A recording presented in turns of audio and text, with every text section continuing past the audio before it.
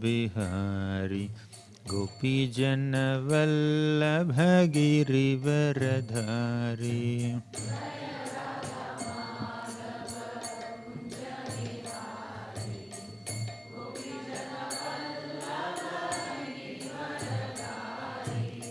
जय राधा माधव कुंज बिहारी गोपी जनवल्लभ गिरिवरधारी।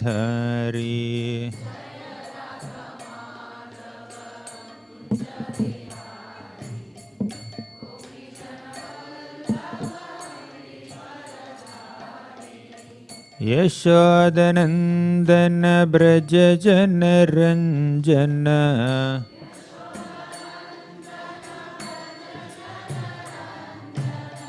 यशोदनंदन ब्रज जन रंजन।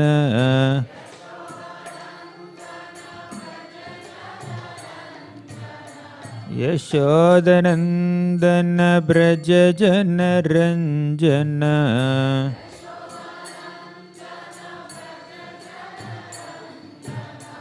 यमुना तीरवनचारी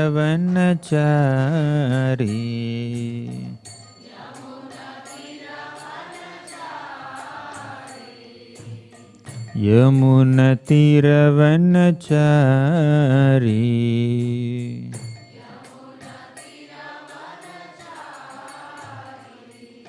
जय राधा माधव कुंज बिहारी गोपीजन वल्लभ गिरिवरधारी।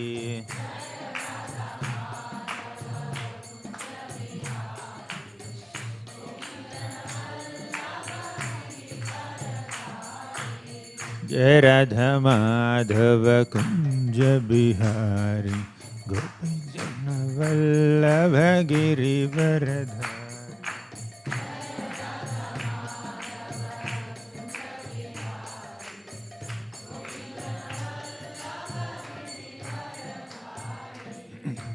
जय राधा वल्लभ राधा वल्लभ राधे।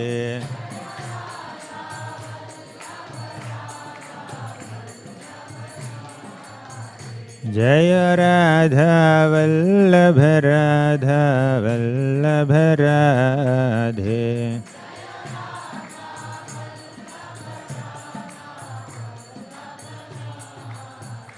जय जय प्रभुपाद प्रभुपाद प्रभुपाद जय जय Prabhupada.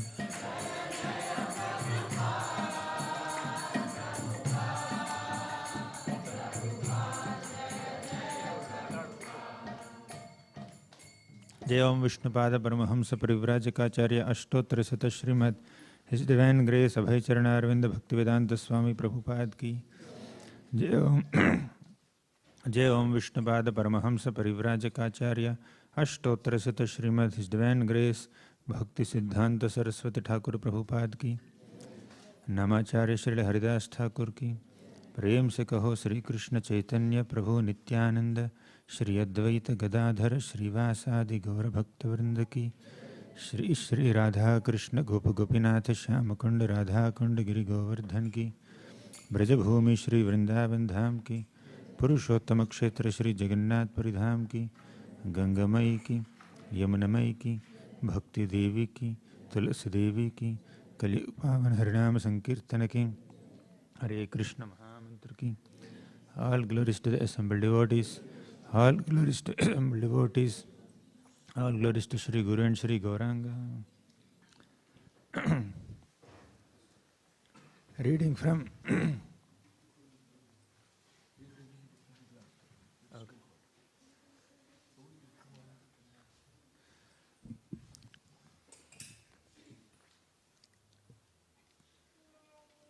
Om Namo Bhagavate Vasudevaya.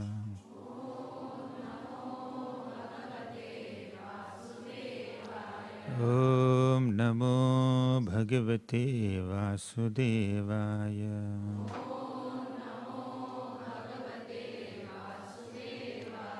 Om Namo Bhagavate Vasudevaya.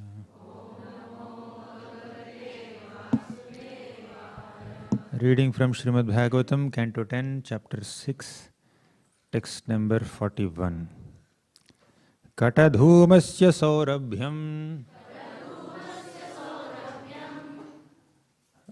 avagahya vrajaukasaham kimidam kuta eveti vadanto vrajam ayayuhu. Katadhumasya saurabhyam avagrahya vrajaukasaham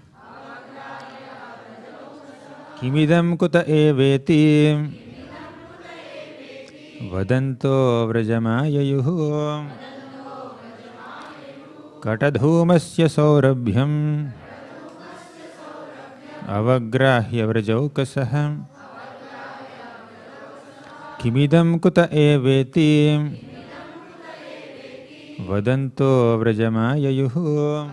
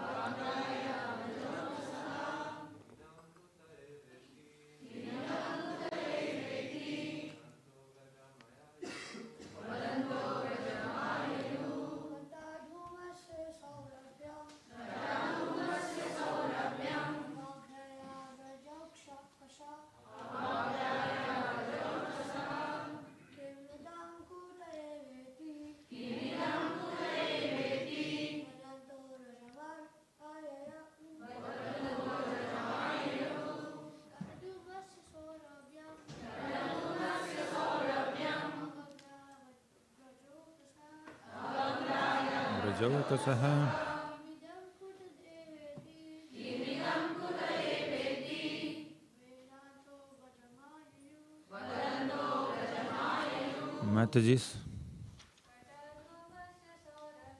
Katadhumasya saurabhyam avagrahya vrajaukasaham kimidam kuta eveti Vradanto vrajamayayuhu. Katadhumasya saurabhyam avagrahya vrajaukasaham kimidam kuta eveti.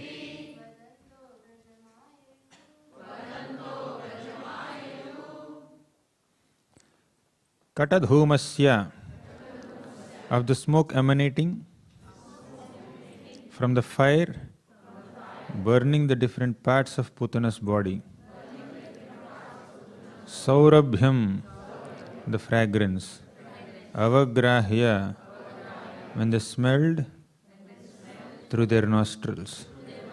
Vrajaukasaha, the inhabitants of Vrajabhumi in distant places.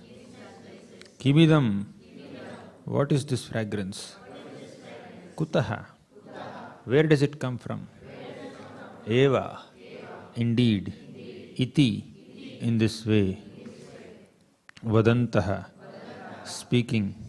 Vrajam, the place of Nanda Maharaj. Vrajabhumi, Ayayuhu, reached. Translation and purport by His Divine Grace A.C. Bhaktivedanta Swami Prabhupada. Upon smelling the fragrance of the smoke emanating from Putana's burning body, many inhabitants of Vrajabhumi in distant places were astonished. Where is this fragrance coming from? They asked. Thus they went to the spot where Putana's body was being burnt. Purport. The aroma of the smoke emanating from the burning fire is not always very favorable. Therefore, upon smelling such a wonderful fragrance, the inhabitants of Vraja were astonished.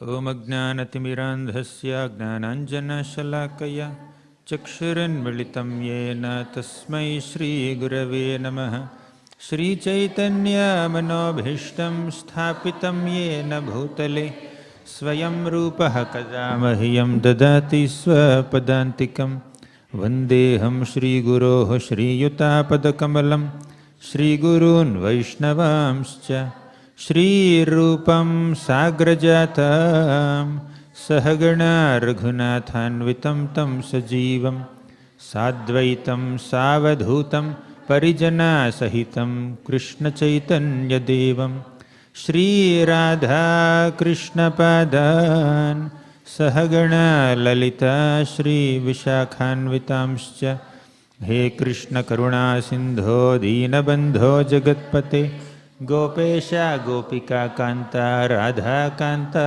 नमोस्तुते तप्त कांचन गौरांगी राधे वृंदावनेश्वरी वृषभानुसुते देवी प्रणमामि हरिप्रिये वाञ्छाकल्पतरुभ्यश्च कृपा सिन्धुभ्य एव च पतितानां पावनेभ्यो वैष्णवेभ्यो नमो नमः। नमः ॐ विष्णुपादाय कृष्णप्रेष्ठाय भूतले श्रीमते भक्तिवेदांत स्वामिन् इति नामिने। नमस्ते सारस्वती देवे गौरवाणी प्रचारिणे निर्विशेषा शून्यवादी पाश्चात्यदेशतारिणे। जय श्री कृष्ण चैतन्य प्रभो नित्यानंद श्री अद्वैत गदाधर श्रीवासादि गौर भक्तवृंद। हरे Krishna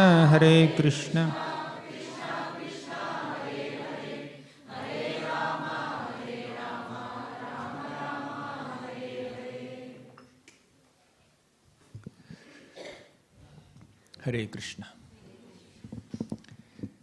My respectful obeisances to all the devotees who assembled for the morning Bhagavatam class in this beautiful Radha Vallabh temple at Melbourne. Today we are discussing from the 10th canto, 6th chapter, where Sukadeva Goswami beautifully describes the liberation of Putana. Last maybe 1 month or more than a month, 1.5 months, you must be hearing this pastime. Putana, how she deceived the inhabitants of Vrajabhumi with her trustworthy looks, apparently trustworthy looks. Externally she looked very beautiful, like a motherly lady, but internally she had a very malicious intention to kill all the babies who were born in the last 10 days. And Krishna detected her deception and destroyed her very effortlessly. When Krishna is in Vrindavan, although he plays the role of an infant, baby, child, his powers are not covered. Apparently, the powers are covered behind this baby body, but in reality, that same Supreme Personality of Godhead, although he manifests as an infant baby, he is completely powerful. He is endowed with all the opulences of the Supreme Absolute Truth, undoubtedly. That's the power of Krishna, infant Krishna. Krishna showed the power of his lips when he killed Putana. Krishna showed the power of his tender, mrudu, pravala foot when he destroyed Shakatashur, Utkacha. And Krishna showed the power of his hands when he is hanging from the neck of Trinavrta. He completely strangled him. Sukadeva Goswami describes this incident in the next chapter. And Krishna showed all his powers in Mridabhakshana Leela, where he displayed the entire universe within the little mouth, baby belly of Krishna. So thus, we see that Krishna's powers are not restricted, even though he plays the role of a child in Vrindavan. He may do playful activities like stealing butter, speaking lies, and all kinds of mischievous activities. But that does not mean Krishna loses his power to kill demons or protect his devotees. Paritranaya sadhunam vinashaya cha dushkritam. Both of these purposes are fulfilled even when Krishna plays the role of a small child. And on top of it, the way Krishna protects his devotees, the way Krishna destroys the demons in Vrindavan is especially very sweet, very attractive, because you see, of all the powers of the Lord, of all the opulences of the Lord, his inclination or his intention to reciprocate with the love and affection of his devotees is the topmost. His love for the devotees is the topmost. His affection for the devotees is the topmost. His eagerness to reciprocate with their love and affection for him is the topmost. Yes, he has so many powers to create this universe, to maintain this universe, to destroy this universe, and to also destroy so many demons and establish dharma and give teachings of Gita, Bhagavad Gita, Uddhava Gita. Yes, Krishna's opulence is exhibited in all these activities, but the greatest opulence of Krishna is exhibited in his affection for his devotees, in his love for his devotees. And this affection that Krishna has for his devotees is exhibited to the topmost degree. The epitome of Krishna's affection you can see in Vrindavan Dham. And Krishna liberates demons wherever he kills. But the way Krishna liberates the demons and the kind of boons that Krishna gives or privileges that Krishna gives after killing the demons reaches its highest epitome in Vrindavan. Whether it is protecting the devotees or displaying affection for the devotees or killing demons and liberating demons, the pastimes that happen in Vrindavan are the topmost. Right? Outside Vrindavan, although Krishna killed so many demons, she never gave the position of a motherly nurse in the spiritual world. He never gave Sarupya Mukti. Of course, some people he gave, but definitely the mercy that Krishna shows on the demons in Vrindavan is one step ahead of the mercy that he shows in demons outside Vrindavan. And the affection that Krishna shows on Vrajavasis is one step ahead of the affection that he shows on the Mathuravasis or Dwarkavasis or other places. Same Lord. But in Vrindavan, Krishna is in his best mood, is in his best attire. The beauty of Krishna or the affection of Krishna, mercy of Krishna, that goes to the topmost limit in Vrindavan. And only in Vrindavan that we can experience the deep love for Krishna also. So just like Krishna exhibits the deepest love for devotees in Vrindavan, we can also express or experience the deepest love for Krishna in Vrindavan. Sri Krishna ekanta bhavam kvanu sakala jano vashyamapnotya yatnat Krishnasyāścarya sīmā parama bhagavatah kutra līlārthamurtihi Kutratya Krishna padam bhuja bhajana mahananda samrajya kashtham Bhratar vakshe rahasyam srunu sakalamidam shrila vrindavanetram. Prabodhananda Saraswati says that Sri Krishna ekanta bhavam, Sri Krishna ekanta bhavam means one-pointed devotion for Krishna is possible in Vrindavan.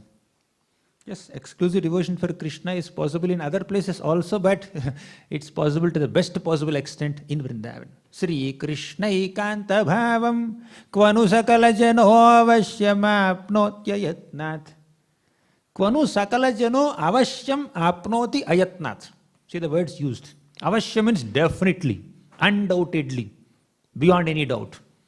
Avashyam apnoti. Definitely we will attain one-pointed attention, one-pointed devotion for Krishna in Vrindavan. Avashyam apnoti, next word is ayatnat. Yatna means an endeavor, some effort. You have to put some effort. But ayatnat means effortlessly, very easily you can attain. Very easily and definitely you can attain one-pointed devotion to Krishna in Vrindavan Dham. Sri Krishna ekanta bhavam kvanu sakala jano vashyamapnotya yatnat Krishnasyāścarya sīmā parama bhagavatah kutra līlārtha murtihi. In the second line, Prabodhananda Saraswati says, Krishnasya Ascharya Sīma. Ascharya means wonder. All the pastimes of Krishna are wonderful. They are filled with wonder, filled with astonishment, filled with adbhuta rasa. But Krishnasya Ascharya Sima. Sima is limit, epitome. So, all the pastimes done by Krishna in different places are definitely wonderful, no doubt. His pastimes in Vaikuntha are wonderful, his pastimes in Dwarka are wonderful, his pastimes in Kurukshetra are wonderful, but the greatest wonder is Krishna's Vrindavan pastimes. Krishnasyāścarya Sīma Parama Bhagavataha Kutra Leelartha Murtihi. Krishna is Leelartha Murtihi. The purpose of Krishna's descent in this material world is to perform pastimes. There are so many demon-killing pastimes, so many other kinds of pastimes, but the pastimes that Krishna performs with his devotees are the topmost. And amongst the devotees, Vrajavasis are the topmost. Means Krishna's leelas that he performed with Vrajavasis are the topmost. They are the most relishable. They are so relishable that even Vaikuntavasis also get astonished. Yanmartya leelaupaikam swayoga maya balam darshayita grihitam vismapanam swasya cha sobhagarthe param padam bhushana bhushanangam. Yanmartya leelaupaikam swayoga. The Martya leelas, the leelas of Krishna like a human being, human child in Vrindavan are so attractive even to the Vaikuntavasis, even to Vishnu, even to all the incarnations of the Lord, even to all the great advanced, self-satisfied, self-realized sages and devotees. Param padam bhushana bhushanangam. Krishna is the ornament of all his ornaments. Uddhava says.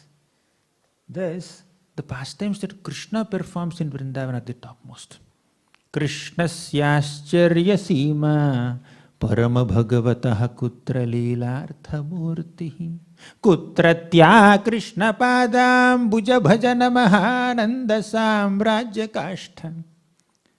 Kutratya means where else can we experience the deep love and affection for Krishna? Is there any other place in the entire cosmic manifestation where we can experience the deep affection, deep longing, deep attraction towards Krishna? It happens only in Vrindavan. The attire of Krishna in Vrindavan, the flute playing of Krishna in Vrindavan, the peacock feather on Krishna's head in Vrindavan, and the cows and the calves and the peacocks and the butterflies and parrots and the gopas and the gopis accompanying Krishna throughout his Vrindavan pastimes. My God, the attraction of these pastimes, simple village pastimes filled with innocence, filled with sweetness, are most attractive, more attractive than any other pastimes. Right? Not to minimize any other pastime, but at least for Gaudiya Vaishnavas, Aradhyo Bhagavan Vrajesha Tanayastad Dhama Vrindavanam. Vrindavan Dham and Vrajesha Tanaya are the most attractive. Even when Krishna kills demons, it is very sweet. The way Krishna subdues Kaliya is very sweet. The way Krishna enters into the body of Aghasur and liberates him, that's very sweet.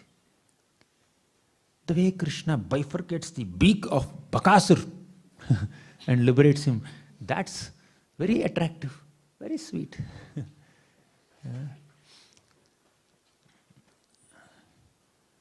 Ayatnath Krishnasyaścarya Sīma Parama Bhagavataha Kutra Leelartha Murtihi Kutratya Krishna Padam Bhuja Bhajana Mahananda Samrajya Kashtha. Maha Ananda Samrajya Kashtha, you will enter into the kingdom of Maha Ananda, great happiness, great bliss in appreciating Krishna only in Vrindavan. Bhratar Vakshye Rahasyam Shrunu Sakalamidam Srila Vrindavanitra. My dear brother, Bhrata, bro, right? Bhrata, Vakshye Rahasyam, let me give this secret to you. Shrunu Sakalamidam Srila Vrindavanitra. All these things are possible only in Vrindavan. Krishna's attire is best in Vrindavan. Krishna's pastimes are the best in Vrindavan. The way you get attracted to Krishna with deep love and affection, bonding, that is possible to the best possible extent in Vrindavan. Right? So the way Krishna liberated Putana is very special. As we are seeing in today's shloka, Saurabhya. What is the beginning of the shloka, Katadhumasya saurabhyam. Katadhumasya saurabhyam means when the dead body of a person is being burned, what kind of smell comes out of it?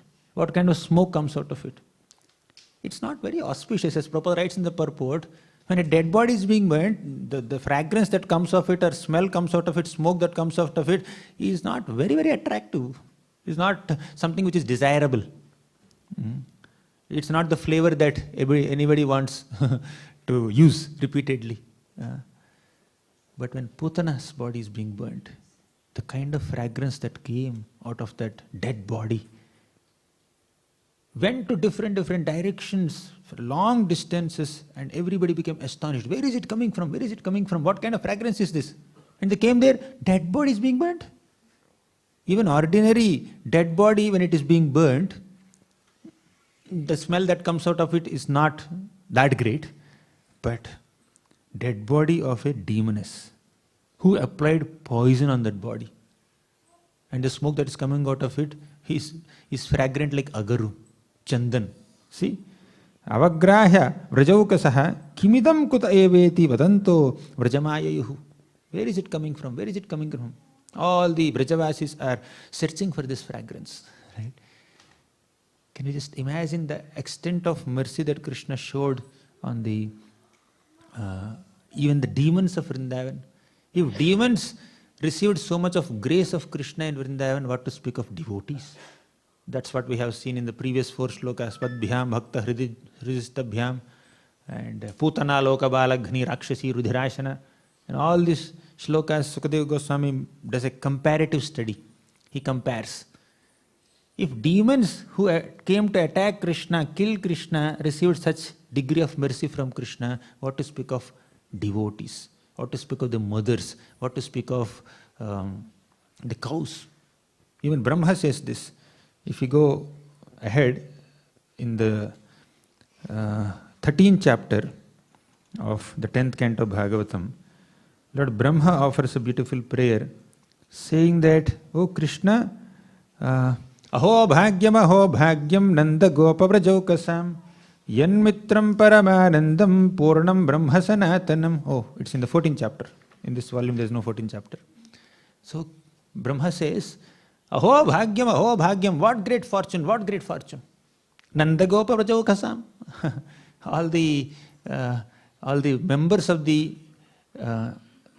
cowhead community led by Nanda Maharaj are extremely fortunate. Aho bhagyam, Nanda gopa vrajokasam. Yan mitram paramanandam puranam brahma sanatanam. That supreme absolute truth, Krishna, is personally staying there in Vrindavan, playing the role of a friend, as a dear well-wisher, as a close companion. Can you just imagine, estimate the fortune of these Brajavasis? Nobody can compare with their fortune. He says, Ahoti dhanya vrajagoramanya. Aho ati dhanya.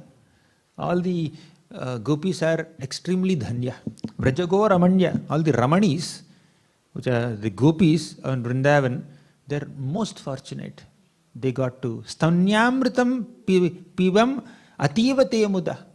Lord Krishna is drinking the stanyamritam, means the nectarian milk coming from the bodies of these ladies in Vrindavan.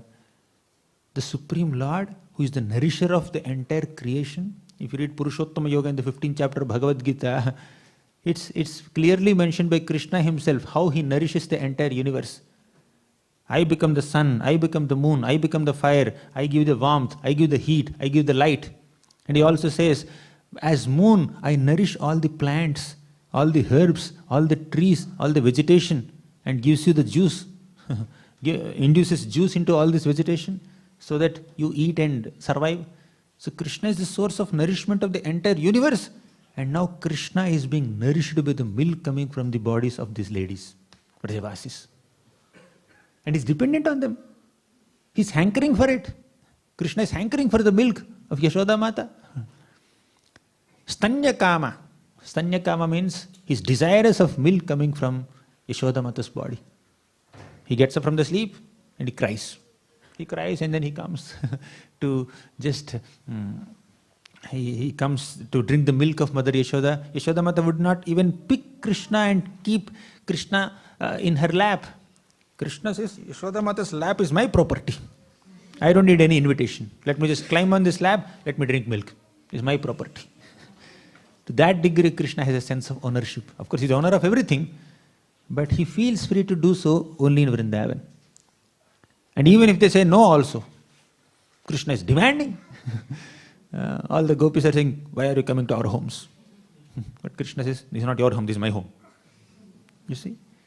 Krishna doesn't feel free like that with conditioned souls. Right?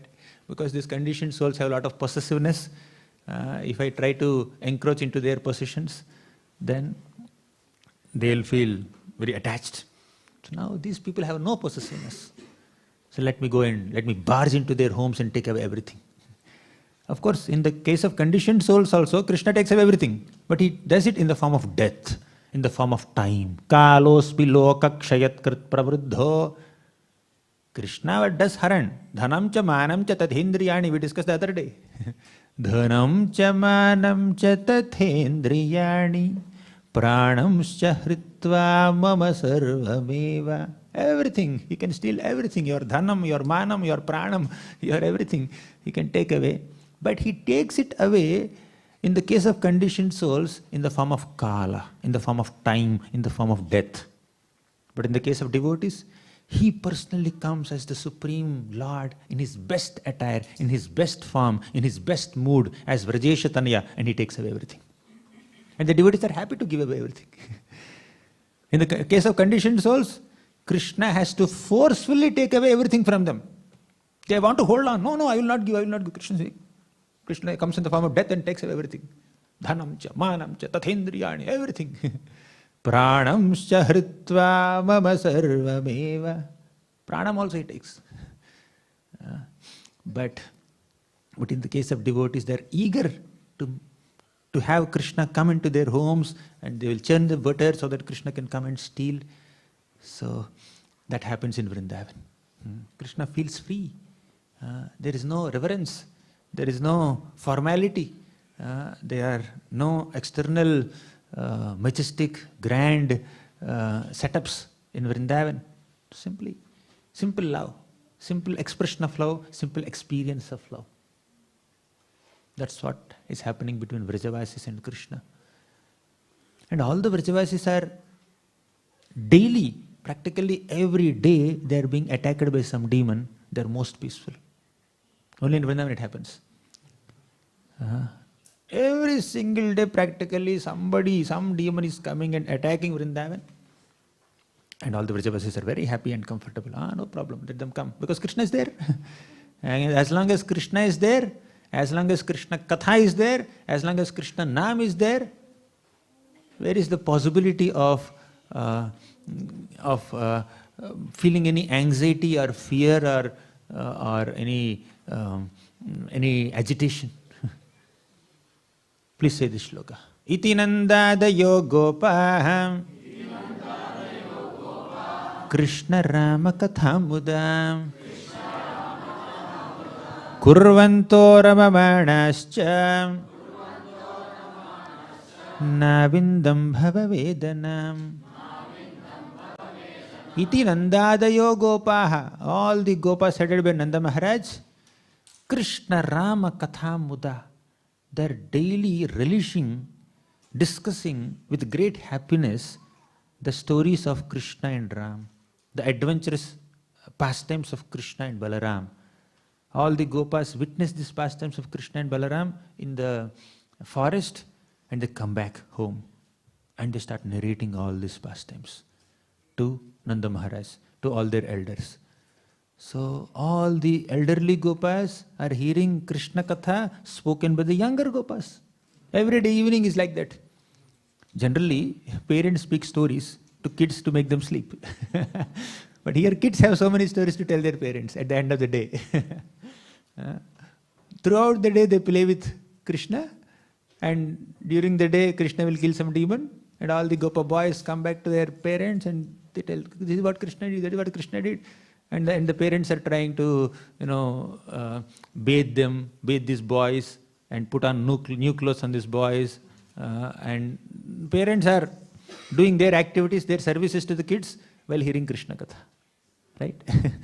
So while taking bath, while eating food, while taking their dinner, while going to sleep, all these boys are simply narrating whatever has happened throughout the day in Vrindavan. Such a wonderful experience, right? So children are saying, "Oh, mother, you know what happened? A demon came with a big beak, long beak. Initially we thought it's like a Mount Kailash, but it's a big duck or big crane with a long beak. It came and we all became fearful, and immediately this swallowed Krishna. Krishna entered the mouth. We became very anxious. We became unconscious. But by the time we opened the eyes, Krishna already killed that demon, and then they elaborate on this a lot. The way Pralambasur was killed by Balaram, the way Dhenukasur and the associate donkeys were killed by Krishna and Balaram, the way Krishna subdued Kaliya, the way Krishna swallowed forest fire, the way Krishna detected the deception of Vatsasur and twirled him around like this, and threw him on Kapita tree, and all the Kapita fruits fell down, and the Gopas say, "We got so many Kapita fruits today. We ate so many fruits." So they keep on narrating these pastimes with great excitements. And these pastimes are filled with wonder in so many ways. There is some sweetness of their games. They are playing games, right? They narrate how they played. "Mother, you know, we imitated frogs today. I am the best Gopa in all our group who made the sound like frog, exactly resembling a frog. You know, my friend, he jumped like a monkey. You know, that friend, that Gopa, he danced like a peacock. But Krishna's dance outsmarted all the peacocks, and Krishna did the best dance. When Krishna was dancing like the peacocks, with the peacocks, we are clapping, we are playing flute, we are singing his glories. We went near the wells in the forests, and we started making sounds, and resound came out." Like that, the Gopa boys are constantly filling their parents' ears with so much of Krishna Katha. Pravishtaha karnarandharena svanam bhavasaroruham. Right? They're filling the ears of their parents with so much of Hari Katha, so much of Krishna Katha, which they personally witness throughout the day. This is life. You study Bhagavatam. Through study of Bhagavatam, we witness these pastimes. We study Bhagavatam and we narrate those pastimes to someone else. That is bodhayantaha parasparam. That is parasparana kathanam. That's the purpose of life. That's the way we should live life. That's the best way of living human life. That's what will take us back to Krishna. Ittam satam brahma sukhanubhutya dasyam gatanam paradaivatena maya shritanam paradarakena shakam vijahruh krita punya punjaha. Ittam satam brahma sukhanubhutya. There are some people who aspire for brahma sukha, impersonal happiness. Dasyam gatanam paradaivatena. There are some devotees who serve Krishna in the mode of servants. But mayashritanam naradharakena. But some materialistic people consider Krishna as any other human child. Some want to merge into his effulgence, aspiring for Brahman happiness. Some worship him in the mode of servants. And third category people, they see Krishna as an ordinary human child. Three categories. Itham satam brahma sukhanubhutya dasyam gatanam paradaivatena mayashritanam naradarakena. The fourth category is shakam vijahruh krita punya punjaha. But the Gopas are different from these three categories. The Gopas simply play with Krishna. The Brahman aspirants can't play with Krishna. These general Dasya Bhaktas cannot play with Krishna in the Vraja forests. And definitely atheists cannot play with Krishna. But who can play with Krishna? The Gopas can play with Krishna. Because they have done Krita Punya Punjaha. They have done heaps of pious activities. Pious activities are not ordinary pious activities here. They have done tremendous amount of activities that are pleasing to Krishna. Samsiddhir Haritoshanam activities. Therefore, they got this opportunity to play with Krishna in the forests of Vraja. And after having played with Krishna throughout the day, after having witnessed Krishna's playful activities and killing of different demons, they come back and they start narrating all these pastimes to their parents. And it happens not only in the Bhauma Vrindavan, it happens in the spiritual world also, in Goloka Vrindavan also.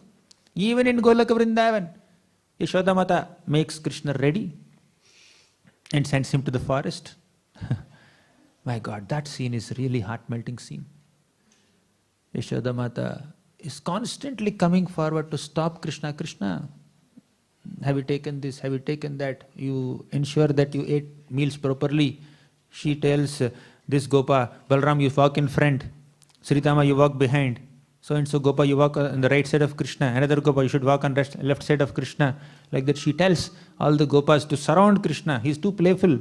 He's too adventurous. He may enter deep into the forest. There may be some ferocious animals. They may attack Krishna. So she's very concerned. And she sends Krishna like that. And evening Krishna comes back.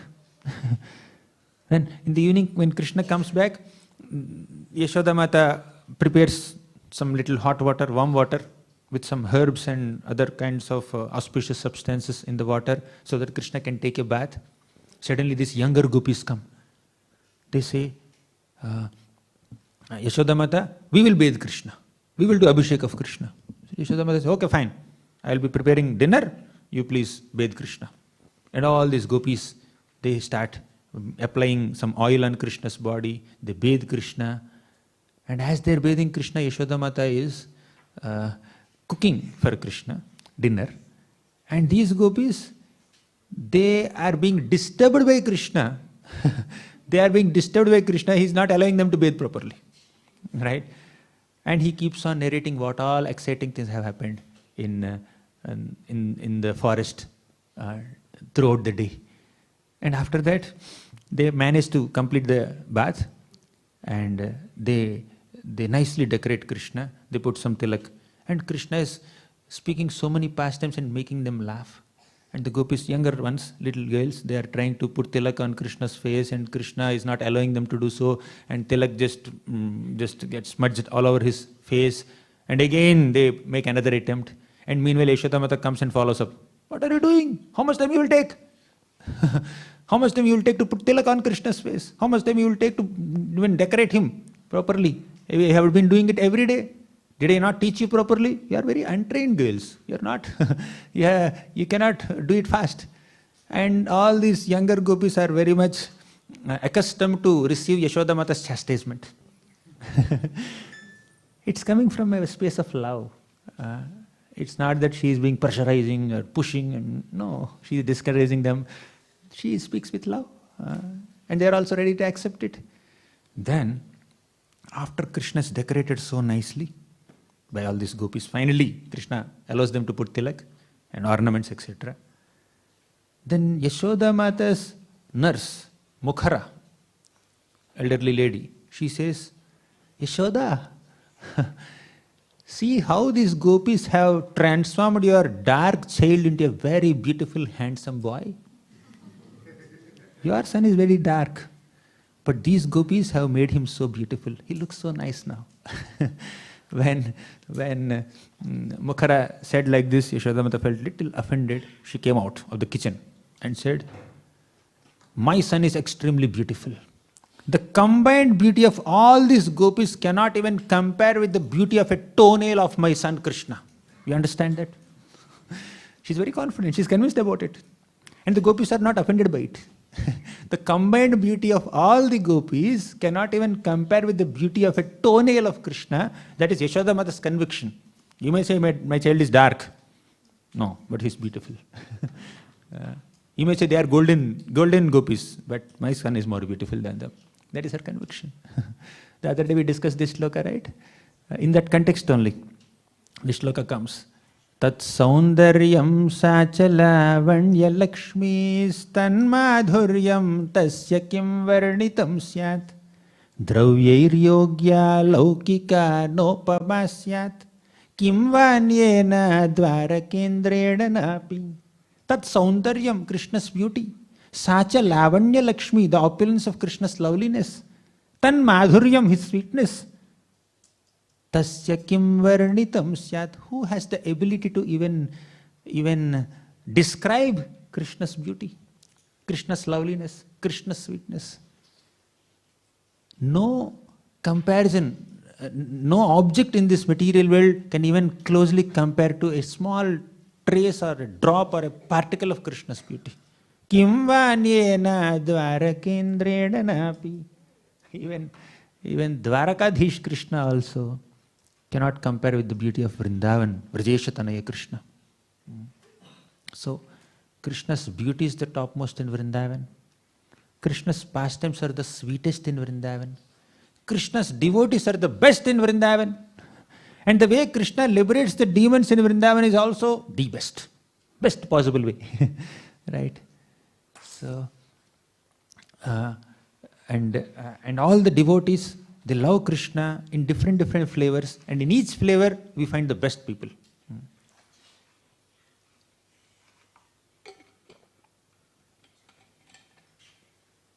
When Brahma said, Aho bhagyam Nandagopa Vrajaukasam, yan mitram paramanandam purana brahma sanatanam, he glorified Vrindavan and Vrajavasis in a generic way.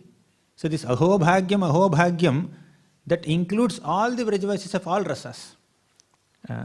But later, he started glorifying the Vatsalya Gopis specifically, Brahma. How did he glorify? Ahoti dhanya vrajagoramanya stanyamritam vatsamatívate mudaha.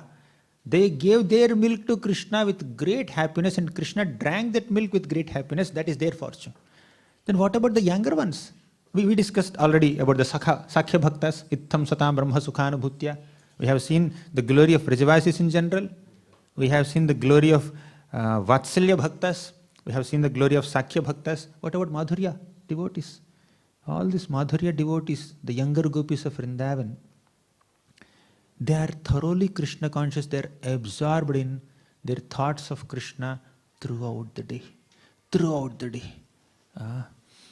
As the Mathuravasis glorify them, Dhanya Vrajastarya Urukrama Chittayanaha Yadohane Vahanane Mathano Palepa Prinkankhanar Barudito Ksanamarjanado Gayanti Chaina Manurakta Dhiyo Shrukantyo Dhanya Vrajastarya Urukrama Chittayanaha. Whether they are milking cows or threshing grains or taking care of their little crying babies, or sweeping the floors of Vrindavan, or whether they are doing their household chores or churning butter, Dhanya Vrajastriya Urukrama Chittayanaha, their chitta, their mind, their consciousness is constantly hovering over Lord Urukrama. They are constantly thinking about Krishna. Gayanti Chaina Manurakta Dhiyo Shrukantyo. They are singing the glories of Krishna with voices faltering. Anurakta Dhiya, their minds are completely absorbed in pure love for Krishna. So this is the epitome of Krishna consciousness which we can find in Vrindavan. Whether it is younger gopis or older gopis, younger gopas or older gopas. Or it is even Dasya Bhaktas also. Nanda Maharaj has some house servants called Raktaka, Patraka, Chitraka. Yashoda Mata, you know what she does? Although she has prepared lunchbox for Krishna to go and eat in the forest, she makes some extra preparations. She packs some extra items and sends with Raktaka, Patraka, Chitraka and says, you go and search where Krishna is. He must be somewhere in some forest, some Talvan or Kumudavan somewhere. You figure out where he is and then deliver this by lunchtime. Okay? That's what the house servants have to do. And as soon as Krishna comes back from the forest to Nanda Maharaj's home in the evening, these house servants make all preparations for Krishna's bath and other activities, night pastimes. Right? So this is how devotees of all different rasas are constantly engaged in the thoughts of Krishna and service of Krishna in Vrindavan. So this epitome of Krishna consciousness is possible in Vrindavan to the highest extent. And in other places also Krishna consciousness is there, but it is flavored by feelings of reverence, feelings of respect, and some worship and opulent prayers, etc. But in Vrindavan, that's a different thing altogether. Now, after discussing all these Vrindavan pastimes as described in the pages of Śrīmad Bhāgavatam, sometimes even as sadhakas, we may develop a great desire. Let me also get absorbed in the mode of Vrindavan. It's good desire, no doubt. But how consistent is our desire? Aspiration may be innocent. Aspiration may be pure also. But what about qualification? Lord Brahma, he stole the gopas and calves of Krishna, and after an year, according to human calculations, Lord Brahma came back and saw Krishna playing with the same gopas and playing with the same calves the way he used to do before. And Brahma became completely confused in the Brahma Vimohana Leela. And then Brahma realized that all these gopas and all these calves are expansions of Krishna. And they manifested into 400 Vishnumurti forms, and all these Vishnumurti forms merged back into Krishna's 6-year-old body, revealing that Krishna is the source of all of them. Then Brahma was jolted by astonishment, jolted by guilt, and he started offering prayers. Very deep prayers. In those prayers, after offering this prayer, you know what Brahma said? My dear Lord, I consider it my great fortune to take some birth in Vrindavan. Let me take some birth in Vrindavan. Let me become a blade of grass. If I am not qualified to become a gopa or a gopi or a cow or a calf, at least let me become a blade of grass in Vrindavan or a shrub in Vrindavan. This is Brahma's aspiration.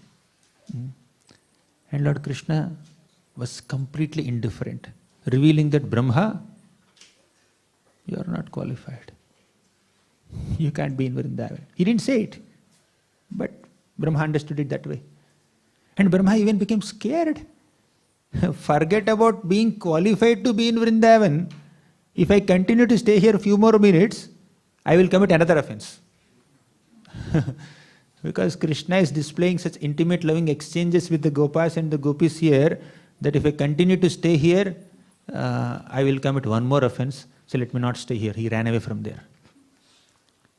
After going back to Brahmaloka, Brahma started thinking, I have committed a grave offense, and Krishna did not even speak a single word. He was indifferent. He was silent. Is he pleased with my prayers or not? Brahma's prayers are one of the most elaborate prayers in Śrīmad Bhāgavatam, 10th canto, 14th chapter. Then Brahma thought that I think I need to atone for my offense. I won't be able to mitigate the effect of my offense just by these prayers and repentance. He repented profusely and he went to a place called Antardvip. And he started doing elaborate tapasya, offered elaborate prayers to the Lord. And after a long time, Krishna appeared in front of Brahma. That Krishna who was silent in front of Brahma in Vrindavan, he appeared in front of Brahma at Antardvip. But he did not appear in the form of a cowhead boy. He appeared in the form of a golden Gauranga. And said, Brahma, now you have this superiority complex of being the creator of this universe. Brahma, you think you are the creator of this universe. All the Prajapatis are reporting to you, all the Devatas are reporting to you, all the sages are reporting to you, all the Maharlokavasis, Tapolokavasis, Satyalokavasis, they are all subordinates to you. Because of this high social status, you are a bit proud. And nobody can enter Vrindavan with that pride. The qualification to enter Vrindavan is utter humility. I am nothing. What is humility? I was nothing, I am nothing, I will be nothing, and Krishna is everything. That is humility. till somebody realizes it, till somebody acts on this platform of deep, utter humility, considering oneself unqualified, disqualified in 100 different ways, and Krishna is the Supreme Personality of Godhead. I am completely dependent on Krishna's mercy.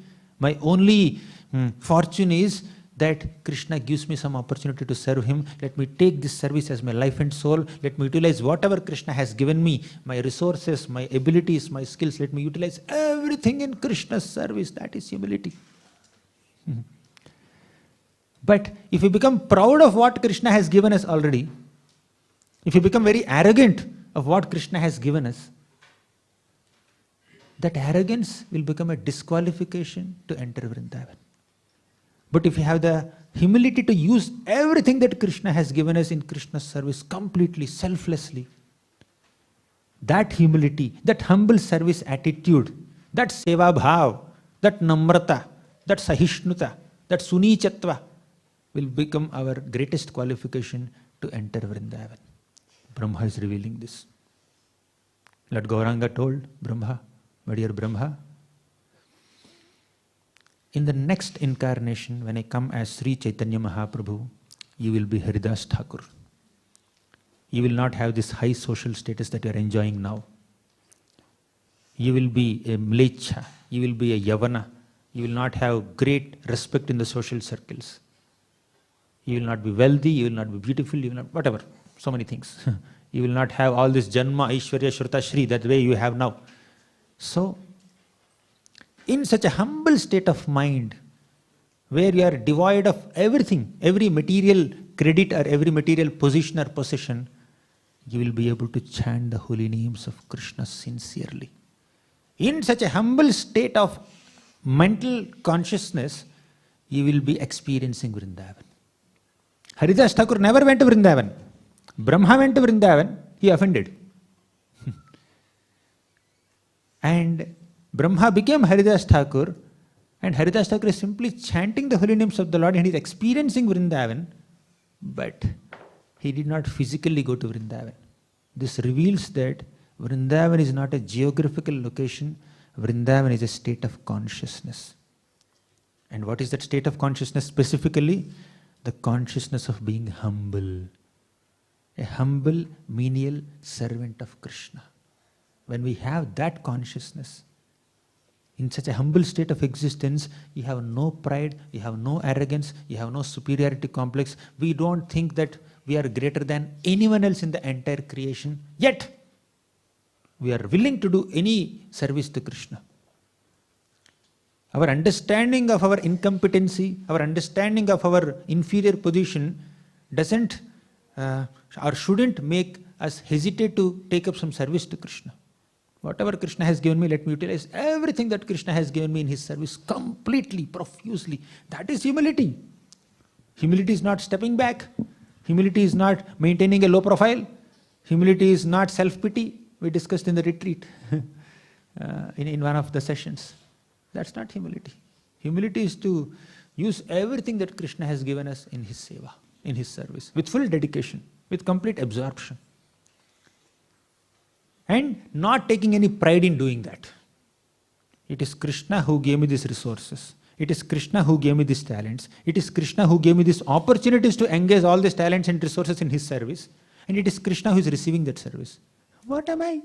Where is my role here? When that mode is there, we can enter the mode of Vrindavan. Vrindavan is a state of consciousness. Everything that I have is coming from Krishna. And everything that I have must be used in Krishna's service. I belong to Krishna. Whatever I have also belongs to Krishna. And Krishna is giving me this opportunity to serve him. And Krishna is accepting that service. I'm grateful. So you have done so much service to please somebody. They are not accepting your service only. You'll feel bad, right? So your greatness is not only in doing that service. Your greatness lies in making the other person accept that service. So, one who is accepting your service also gets the credit of your service. That's what a devotee, humble devotee thinks. Krishna, thank you so much for giving me the ability to serve, giving me the opportunity to serve, and accepting my service. That's what a humble devotee thinks. In such a state of mind, we can enter Vrindavan. You want another example? Uddhava. Uddhava went to Vrindavan, thinking that I can console Yashoda Mata, I can console Nanda Maharaj, I can counsel them, I can pacify them, I can give them some kind of philosophical angle, I can do some philosophical counseling of Yashoda Mata and Nanda Maharaj and mitigate their feelings of separation from Krishna and pacify them. It doesn't work like that. When emotion takes over, logic doesn't work. Even on a material plane. What to speak of spiritual plane? All the logical analysis of Shastra that we do should bring us to a point where we have deep emotional connection with Krishna. And in Vrindavan, the Vrajavasis have that deepest emotional connection with Krishna. No logic works there. And Uddhava went, he is playing the drum of logic. He is playing the drum of philosophical analysis. See, Krishna is not only your son, he is the Supreme Lord, he is Paramatma, he is Antaryami, he is there in everybody's hearts. He is for everybody, not only for you. All that will work for us, not for Nanda Maharaj, not for Yashoda Mata. So while trying to counsel Yashoda Mata and Nanda Maharaj and the gopis, consciously or unconsciously, Uddhava was being counselled by witnessing their deep absorption in Krishna Prema. You see, Uddhava got transformed completely. So much so that Uddhava started saying, he started singing a song. We know Gopi Gita, and Uddhava started singing a song glorifying the gopis. We discussed it some time back. Asamaho charanarenu jushamaham syam Vrindavane kimapi gulmalataushadhinam Yadustyajam swajanamarya patham chahitva Bhejur mukunda padavim shrutibhirvimrugyam Asamaho charanarenu jushamaham syam. Oh, he is, alas, he is saying, I want the dust from the lotus feet of all these gopis who are the dearest devotees of Krishna. No one is as dear to Krishna as the gopis, and I want the foot dust from all these gopis. Asamaho charanarenu jushamaham syam Vrindavane kimapi gulmalataushadhinam. To get dust from their feet, I don't mind becoming a gulmalata or a shrub or a blade of grass or a creeper in Vrindavan. If I am not qualified to become even a blade of grass in Vrindavan, let me become a blade of grass on the outskirts of Vrindavan. So that when the gopis, sometimes when they step out, maybe while going to Kurukshetra or other places, I'll get their dust. Uddhava became desperate to become a blade of grass or dusted or receive dust at the lotus feet of the gopis. Brahma felt that I cannot stay in Vrindavan here. Brahma is saying that. Our originator of our sampradaya. So Brahma is saying that I am not qualified to stay in Vrindavan. If I stay any more, I will commit another offense. Already I committed one offense, the greatest offense of separating Krishna from the Vrajavasis. How can I commit another offense? No, I cannot commit this offense. Let me go away. He ran away from Vrindavan. He ran to Satyaloka. Then he went to Audarya Dham. From Madhurya Dham he went to Audarya Dham. That is Navadvip. That is Antardvip. There he started praying. Then the Lord showed some mercy in the form of Gauranga. So in short, without Sri Gauranga's mercy, without Mahaprabhu's mercy, we cannot get Radha Vallabh. We cannot get entrance into Vrindavan. It is Lord Sri Chaitanya Mahaprabhu who introduced Vrindavan to us. It is Sri Chaitanya Mahaprabhu who introduced Srimati Radharani to us. It is Sri Chaitanya Mahaprabhu who told us, who taught us that the aspiration of human life, our spiritual life, is to get Krishna Prema. That's the goal. Sri Krishna Ekanta Bhavam. One pointed attention, one pointed devotion to Krishna is the goal of our life.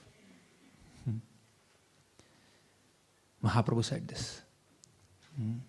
So Mahaprabhu, without Mahaprabhu, yadi Gaurna Haitu, without Lord Chaitanya Mahaprabhu, we would not have understood that Krishna Prema is the goal of life. Krishna Nama is the way to attain that goal of life.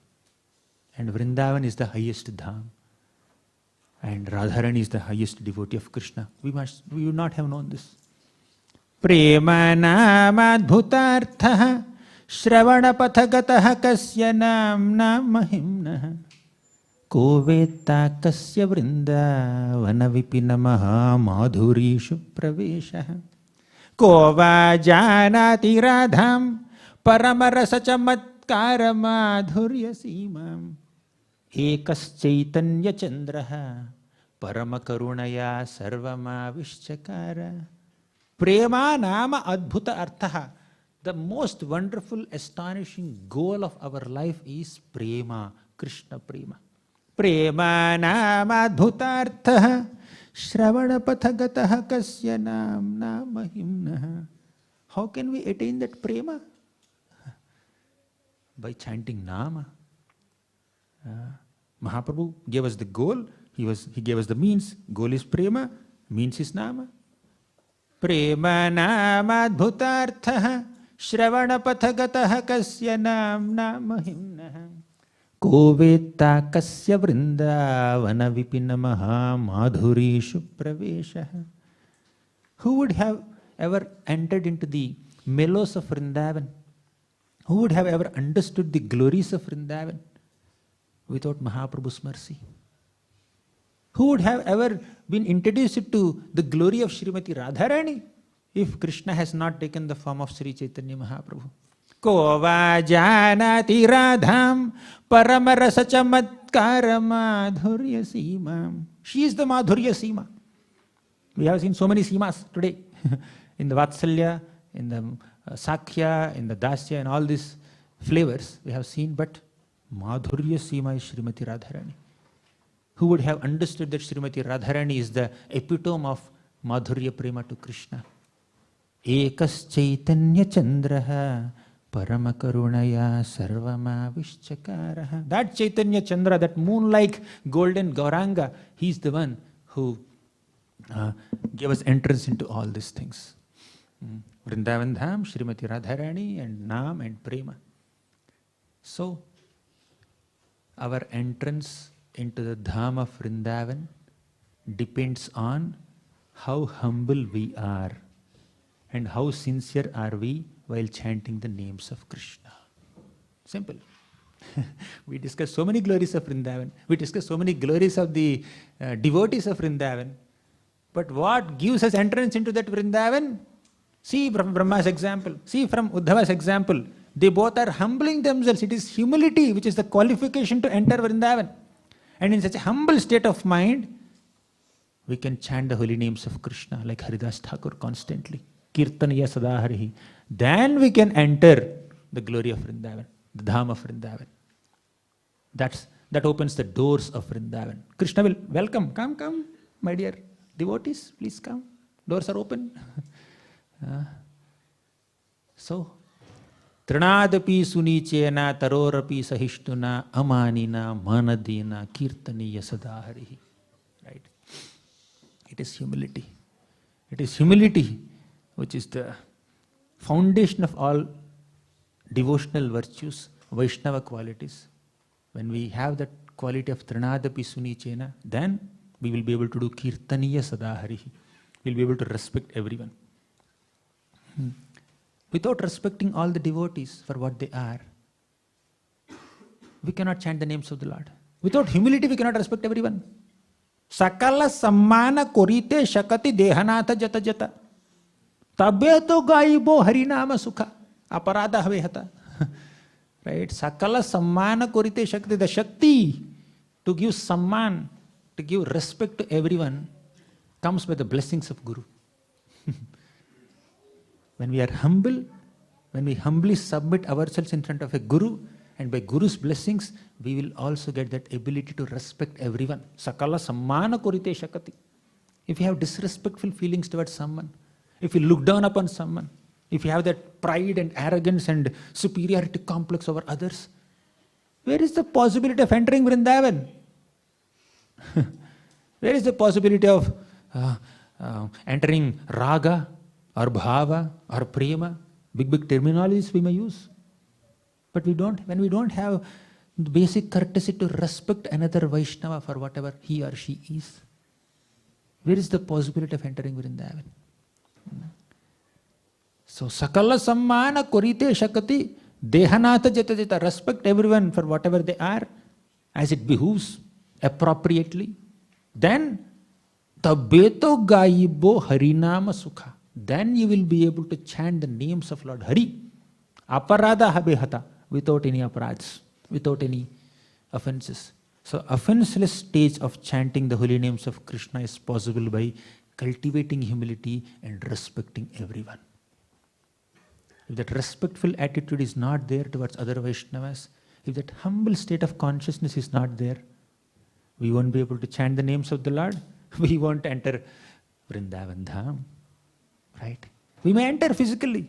We may book tickets. But entrance into Vrindavan Dham and relishing all these wonderful leelas and smelling the fragrance coming from the dead body of Putana, not possible without that humility.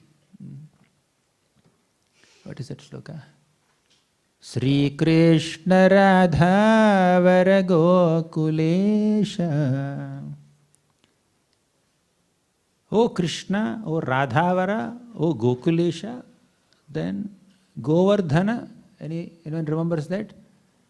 Govardhana Vishnu, Govardhana, anyways, I forgot the second line. Third line is Jihve pibasvamrutameta deva Govinda damodara madhaveti. Last line everyone remembers. Anyways, so when we chant the names of Krishna, Jihve pibasva amritameta deva, with our jihva, with our tongue, if we are inclined to drink the nectar of the holy names of Krishna, that will give us entrance into the Dham of Vrindavan. Naam gives us entrance into Dham. But to chant that Naam constantly, we need to have humility. And that's what is being taught by Brahma, by Uddhava, and by many other great personalities. Gopis are so humble at heart. Yashodamata is extremely humble. Nanda Maharaj is so simple at heart. All the Vrajavasis, whether they are Vatsalya Bhaktas or Madhurya Bhaktas or Sakya Bhaktas, they are so humble, they are so simple, they are so innocent. But when we become extra smart in 2026 in Kali Yuga, when we have some manipulative tendencies, intelligence is not equal to manipulation. And of course, innocence is not equal to stupidity or ignorance. So when we have the right balance of healthy innocence and healthy intelligence and chant the holy names of the Lord, then we can enter Vrindavan Dham. I don't know why I spoke all this. Here only 2 lines I can see. That wonderful fragrance astonished all the Vrajavasis, Putana's dead body. Yes, when we emanate the fragrance of bhakti, then Krishna becomes attracted to us. Then we become attracted to the fragrance of Krishna, to the fragrance of Vrindavan Dham. So we need to emanate the fragrance of bhakti. Third canto of Bhagavatam says this. Madguna shruti matreda mayi sarva guhashaye manogatira vichchinna yatha gangambha sombhudau. In this series of shlokas, bhakti is compared to that wind which carries the aroma of a devotee's devotion to Krishna, all the way to Krishna, something like that. I'm paraphrasing. So these are some thoughts. I'm very grateful to all the devotees here who spared your time to be present in this morning Bhagavatam class in such huge numbers. I had to do a public holiday, right? So what can be a better way of spending our holiday than hearing Krishna Katha and hearing about the qualifications or prerequisites to enter Vrindavan Dham. That's what we discussed today. Thank you very much. Granthara Śrīmad Bhāgavatam ki jai, Srila Prabhupada ki jai.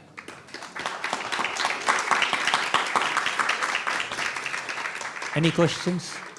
Questions, comments, objections? Yes, Prabhu. I saw Prabhu's hand first.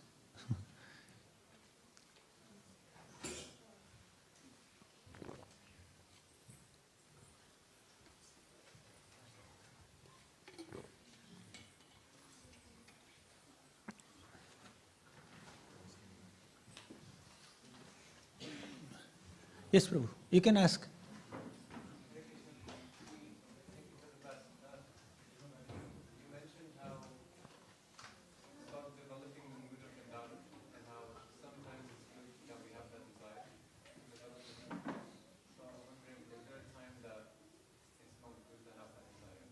Hmm?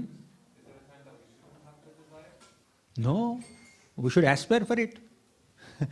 At least as Gaudiya Vaishnavas, that's our ultimate aspiration.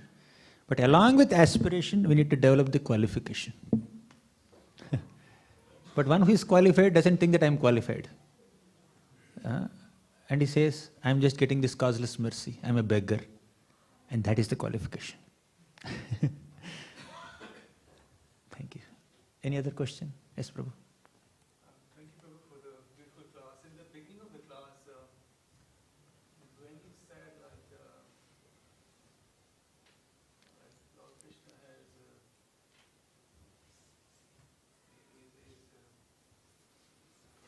is more favorable to the devotees in Vrindavan on itself or only. And then privately I was thinking, I've never been to Vrindavan. And I'm reading Śrīmad Bhāgavatam, I just completed it. And there's somewhere it says that Lord Krishna can not be biased because it depends on the person. The mic is not working? The microphone is not working? The batteries are not there. Okay. Through their That's good. actions, it is determining how you receive the consciousness. Right? So it's one of us. And then I was also, then you very beautifully answered that, like towards the end, that, and I was also thinking privately of that Vrindavan is actually the state of consciousness which you can enter if your mind is totally absorbed in Krishna consciousness. And so that was really beautiful. But then you also concluded with the humility as well. So I just want your clarification on this, if I'm understanding this correctly or not. It's not a question. So that you said that with humility only you can enter Vrindavan. That means with humility is a prerequisite for entering that state. Correct. Which is not only it's logical, but it makes perfect sense basically. No, you can't- Logical and practical. Yeah, practical as well. And so when your mind is absorbed in Krishna consciousness and it's totally surrendered, which you also pointed that leave everything to the Lord.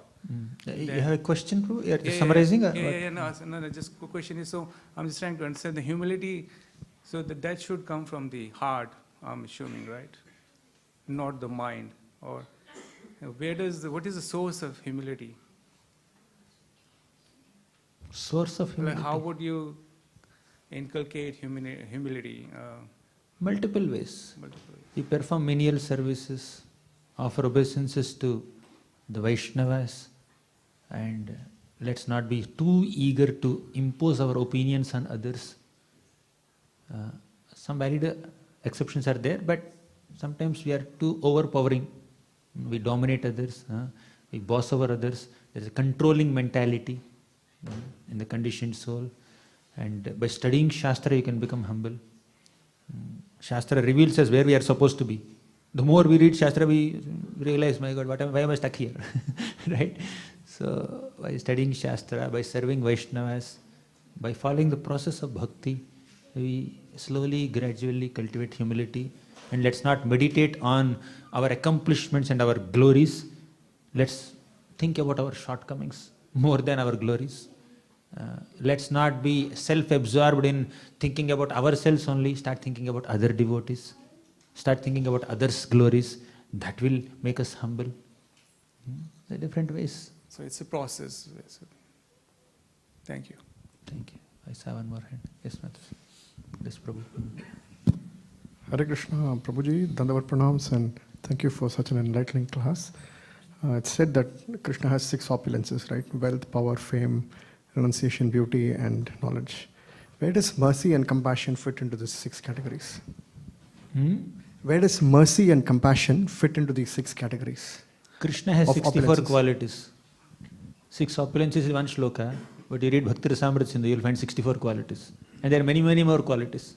You read the first canto of Śrīmad Bhāgavatam where Mother Earth meditates on 40 qualities of Krishna. Beautiful. Mercy is there everywhere. Kam va dayalum sharanam vrajema. Every list may not be complete. That's about Godhood. That's about being Bhagavan. Aishwaryasya samagrasya, viryasya, yashasasriyaha. But these are like fine qualities, virtues. Yes, yes, Mataji. You wanted to ask, right? Mic is closer to you, you can ask. Thank you. Prabhu, wanted to ask you based on your personal realization. So you mentioned about humility is a prerequisite for entering Vrindavan and basically bhakti. So you are humility personified. So please share 1 or 2 traits of Vrindavan that you see and we are not able to see because we don't have that humility. Please, Prabhuji, just share 1 or 2 traits or those aspects of Vrindavan we don't see with our eyes. We need to see Vrindavan through sound vibration. We may go 10 times or 100 times to Vrindavan, but every time we go, when we hear some Krishna Katha, when we hear some pastimes of Krishna and the glories of Vrindavan Dham from experienced devotees, that will give us the right vision. What I try to do when I am on the way to Vrindavan is, I read Akrura's Journey to Vrindavan. In the 10th canto of Śrīmad Bhāgavatam, 37-38 chapters describe how Akrura traveled to Vrindavan. So on the way he was meditating, oh, I'm going to meet Krishna now. I'm going to offer obeisances to Krishna now. Krishna will touch my head. Krishna will not judge me that I am Kamsa's messenger. So Akrura's meditation is filled with humility. He thinks that I am so fallen, I am so unqualified, I am so disqualified, I am a materialistic householder.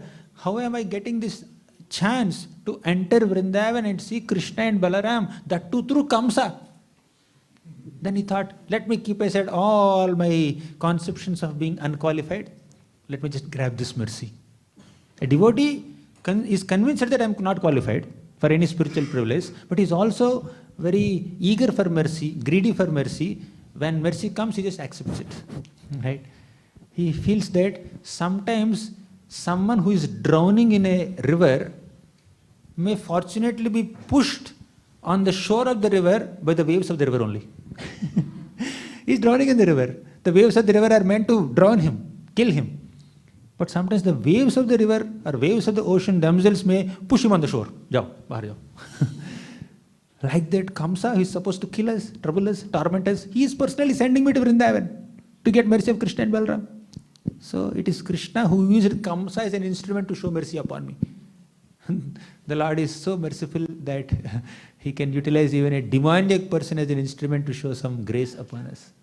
So that is Akrura's meditation. So when we go through that meditation of Akrura, while going to Vrindavan, we also become humble. We also thank all those people who are instrumental in telling us about Vrindavan and in bringing us to Vrindavan. Somebody must have booked us tickets. Akrura booked a cab. No. Kamsa booked a cab for Akrura. Kamsa, this is a new chariot, brand new chariot, take this and go to Vrindavan. Wow, he's arranging everything. Similarly, somebody must have arranged it. They may not be like Kamsa, but they may be something else. They may be materialistic people also, they may be atheistic people also. Somehow they acted as instruments in Krishna's hands so that we can receive some grace. So a humble devotee recognizes some glory, some goodness, even in a bad person. That humility takes us to Vrindavan.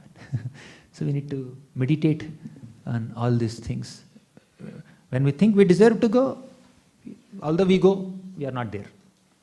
When we think, I am unqualified, still I am getting to go, by the grace of all these people, then that gives us some qualification to enter. And that has to be genuine feeling. It manifests. The more we practice bhakti, that genuine, humble feeling manifests. You can't fake it. Thank you. Yes, Mataji.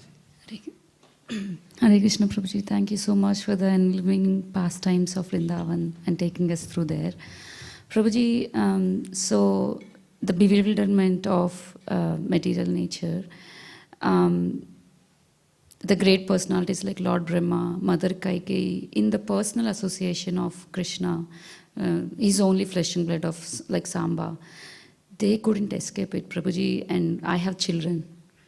And I can't live a humblest ever, and having that consciousness. Children will humble parents. What is the connection between having children and not being humble?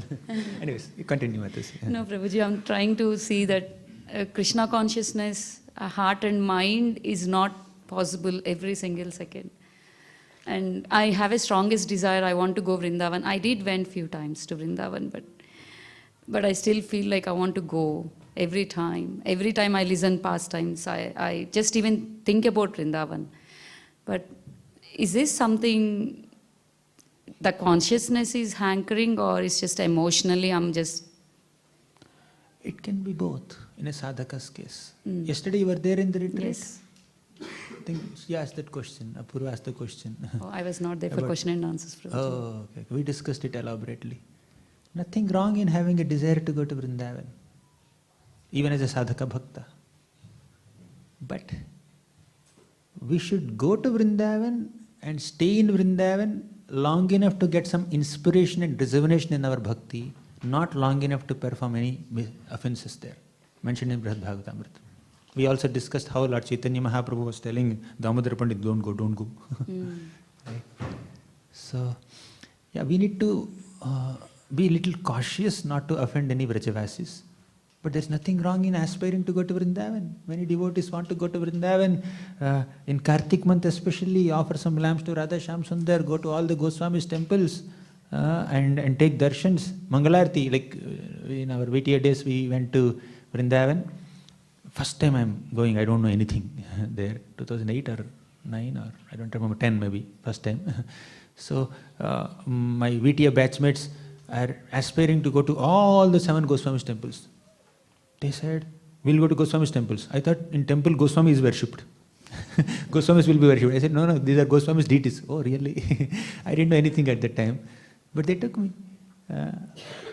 We attended Mangalarti in all the temples by walking. Go there, take darshan, attend Mangalarti, offer the obeisances and do some parikrama and immediately go to the next temple. All are little close, some are little far. So like that, early morning is like that. So, and that gives us some inspiration. So in short, we can go to Vrindavan, but hear about Vrindavan. Second, be with devotees in Vrindavan. Instead of going alone and wandering there or doing parikramas there, that also may be okay for some advanced devotees, but generally when we are with devotees, they will remind us the consciousness to be in Vrindavan, especially those who are little mature and seasoned. Such devotees will tell us about the right behavior, right attitude, right mood, and also not just seeing a lake there. Sometimes the lake may have a thick malai, green malai, right? You may feel that, my God, what is this? Is this Vrindavan? How Kundavan is very unclean? Or some rickshawala may charge extra money. You may think, oh, is this Vrindavan? Why Vrajavasis are cheating? So you may have all these kinds of thoughts.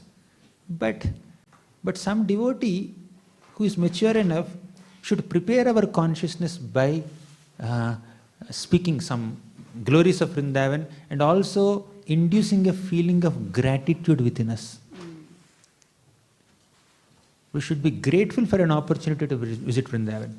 When that gratitude is missing, when that humility is missing, we take that opportunity for granted. We will not get the best utility out of it. So, in short, going to Vrindavan is not the problem. Going there with the right consciousness is important.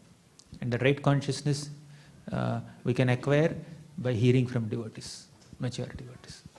Thank you, Prabhuji. Thank you. Should we conclude? It's 9:05 or? Okay. Public holiday. Anyone has a question? Oh, without your question, Bhagavatam is not complete. Okay. Anyone else has a question apart from Sevya? Okay. Everyone unanimously agreed that you need to take the mic. Thank you, Prabhu, for the class. Prabhu, you mentioned how Krishna wonderfully reciprocated with the residents of Vrindavan. So my question is, how does Krishna decide where to place a devotee? Is it by the mercy, by qualification, or by desire? I mean, if a devotee really desires to always please Krishna, so will he give that devotee another life in the material world to do more services, or will he take him to Goloka? Both are possible. The previous one that you mentioned, is it by mercy or qualification or desire? Very eloquent. Yes. Our entrance into the realm of Krishna's mercy or our reception of Krishna's mercy is possible by all three that you mentioned. Beautiful keywords. Mercy, qualification and desire. In fact, desire and qualification you can merge. The more intense is our desire to attain Krishna's mercy, that becomes our qualification. Right? You are sincerely longing to get Krishna's mercy, that becomes your qualification. But just longing is not sufficient. Desire is not sufficient. Endeavor also must be there. So desire and endeavor on our side, mercy is from Krishna's side. Desire, endeavor and Krishna's mercy. That is Drashtra Parishramam Krishna Kripayasi Svabandhane. As far as the placement of a devotee is concerned, whether Krishna will take him back to Godhead or allow him to again appear in this material world to do some service, to do some preaching, possible. Both are possible. Krishna may want a devotee to come back to Godhead as is ASAP, like Chitraketu Maharaj or anyone. But Krishna may even send his representatives to this world to deliver everyone. Maybe some of the kids are, probably we don't know. So definitely both are possible. Okay. Thank you very much. Granthara Śrīmad Bhāgavatam ki jai, Srila Prabhupada ki jai.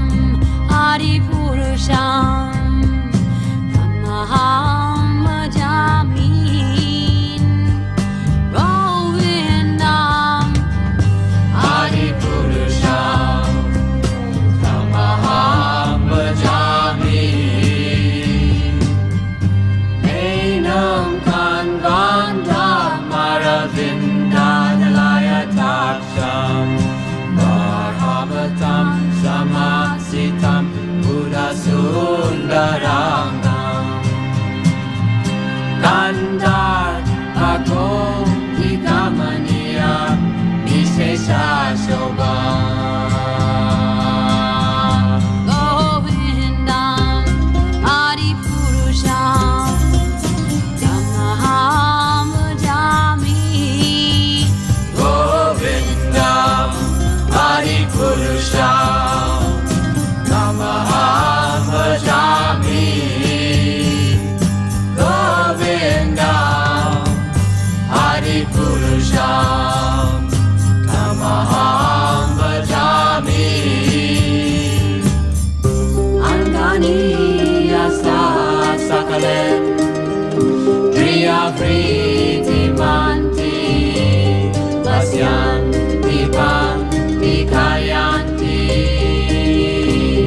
Jiram Naganti Ananda Chinmaya Sadhu Jala Vigrahasya Govindam Adipurusham Tamaham Bhajami Govindam Adipurusham Tamaham Bhajami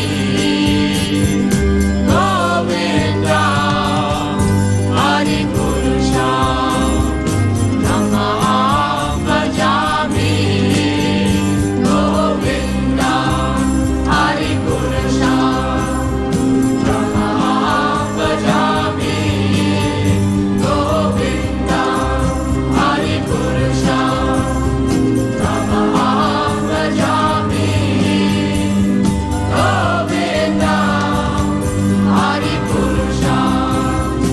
Govindam Adipurusham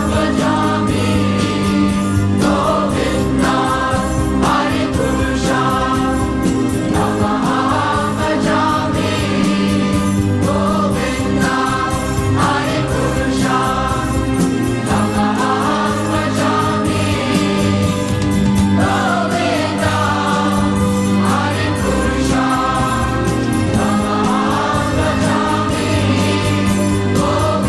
Bhajami Govindam Adipurusham Tamaham Bhajami Govindam Adipurusham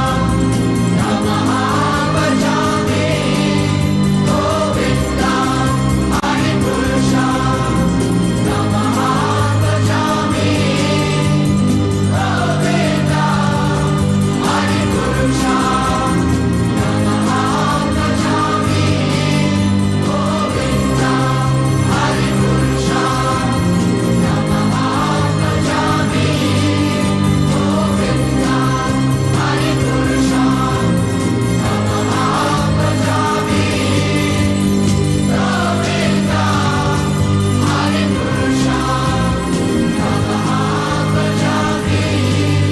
Govindam Vandeham Shri Guru Shri Juta Padakamalam Shri Gurun Vaishnavanshan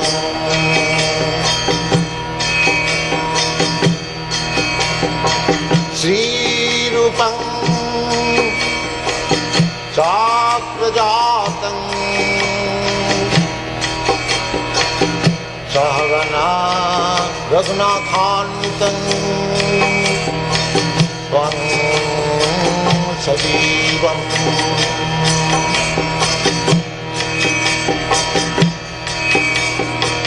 Shadaitam Savadhutam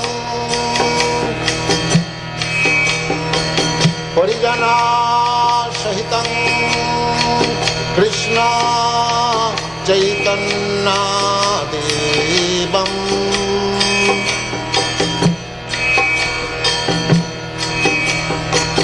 Shri Radha Krishna Padam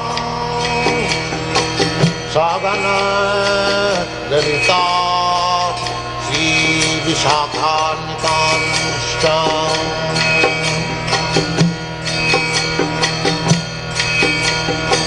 Shri Krishna Chaitanya Prabhu Nityananda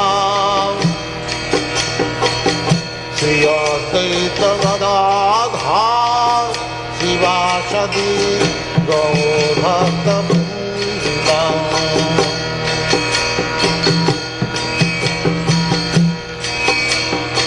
Shri Krishna Chaitanya Prabhu Nityananda Shri Advaita Gadadhar Shivasadi Gaur Bhakta Vrinda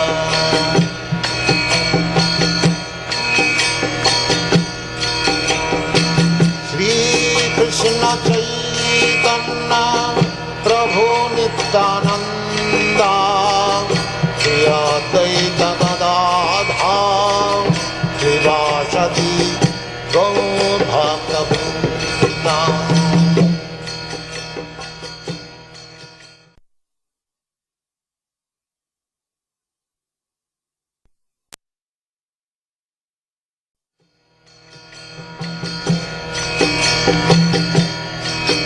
Hare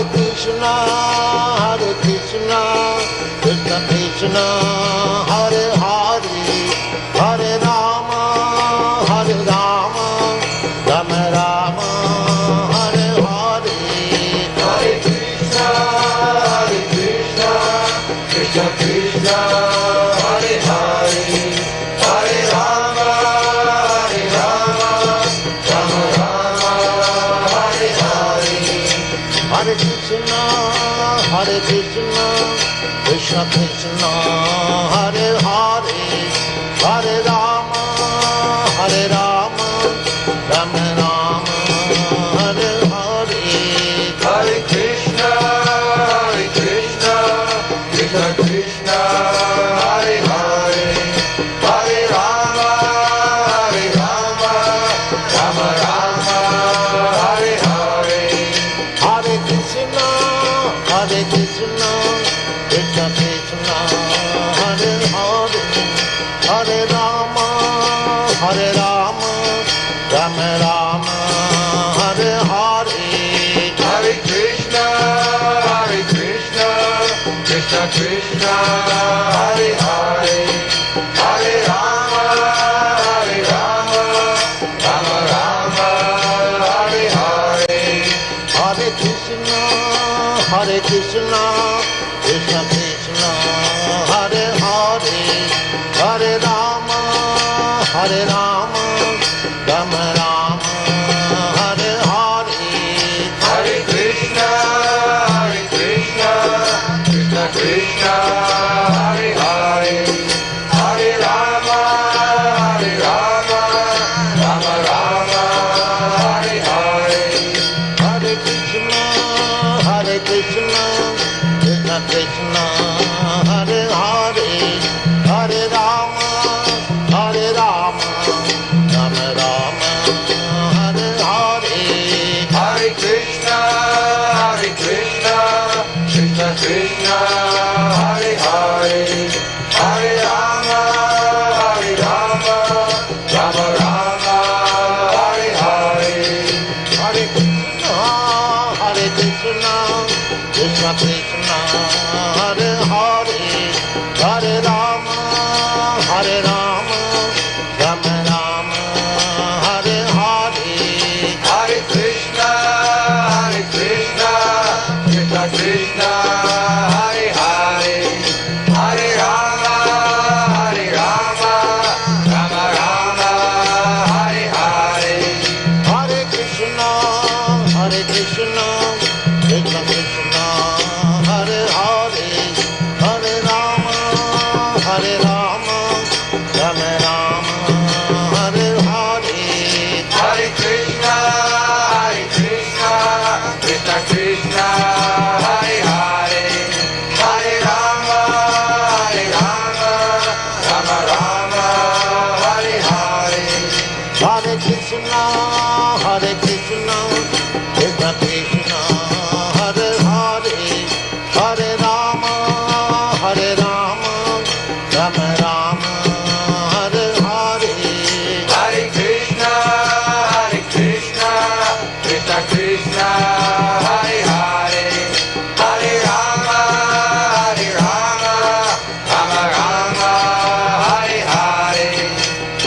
Krishna, Krishna Krishna, Hare Hare, Hare Rama, Rama Rama, Hare Hare. Hare Krishna, Krishna Krishna, Hare Hare, Hare Rama, Rama Rama, Hare Hare. Hare Krishna, Krishna Krishna, Hare Hare, Hare Rama, Rama Rama, Hare Hare. Hare Krishna, Krishna Krishna, Hare Hare, Hare Rama, Rama Rama, Hare Hare. Hare Krishna, Krishna Krishna, Hare Hare, Hare Rama,